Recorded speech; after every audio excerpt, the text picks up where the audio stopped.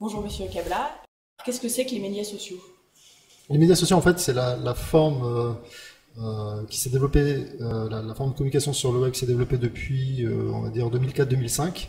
Les 10 premières années du web ont été plutôt une époque où la communication sur le web était unidirectionnelle, où les entreprises avaient plutôt un mode de communication très institutionnel, très froid, et très peu d'interaction finalement avec les internautes. Et puis avec les progrès technologiques, l'évolution des débits et l'apparition de nouvelles plateformes de communication plus interactives, notamment le développement des forums, et on a vu apparaître une nouvelle génération d'outils, on appelait ça le web 2.0, puis ensuite le vocable de médias sociaux s'est imposé. Ces outils permettent à toute une communauté d'internautes d'interagir, de partager des contenus, de discuter, d'apprécier, de noter les contenus des autres, de partager sur différentes plateformes. Et on a vu surtout l'émergence de très grandes plateformes sociales comme Facebook, comme Twitter, comme YouTube ou comme LinkedIn, qui se sont imposées comme des médias à part entière. Vous avez écrit un livre donc, qui s'appelle Les médias sociaux expliqués à mon boss. Pourquoi?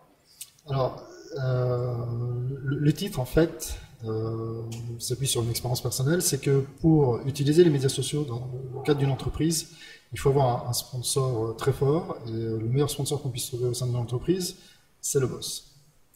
Et on a besoin de ce sponsor-là pour une raison très simple, c'est qu'on change complètement d'échelle, on change de paradigme.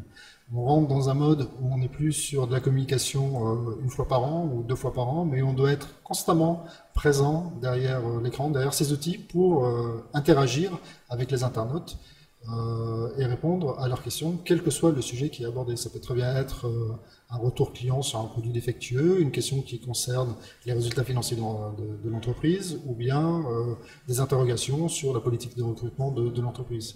Et on a vu apparaître un nouveau type de métier, on appelle community managers, ce sont des gens qui servent d'interface entre les internautes et l'entreprise. Et ces community managers sont là pour justement servir de passerelle avec les différentes organisations d'entreprise, avec les RH, avec le marketing, avec la com, avec le service après-vente, avec la direction financière, et établir finalement ce canal de communication entre les gens qui s'intéressent à l'entreprise et ceux qui vivent l'entreprise au quotidien. On voit peu les polytechniciens sur les réseaux sociaux. Qu'est-ce que vous leur diriez pour les convaincre de venir? De ne pas avoir peur. On a toujours, lorsqu'on est, pour les polytechniciens sans doute peut-être un peu plus, lorsqu'on est exposé à des titres, des postes à responsabilité, on a toujours peur d'une surexposition, qui est peut-être un travers franco-français, alors que certains patrons américains sont plutôt beaucoup plus à l'aise avec les outils de communication.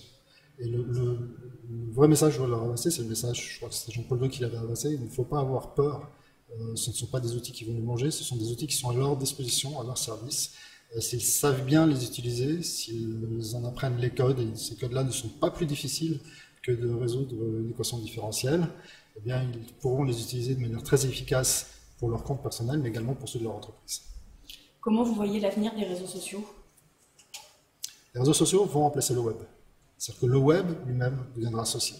On ne pourra pas communiquer sur le web sans être avant tout social. Merci Monsieur Cabla.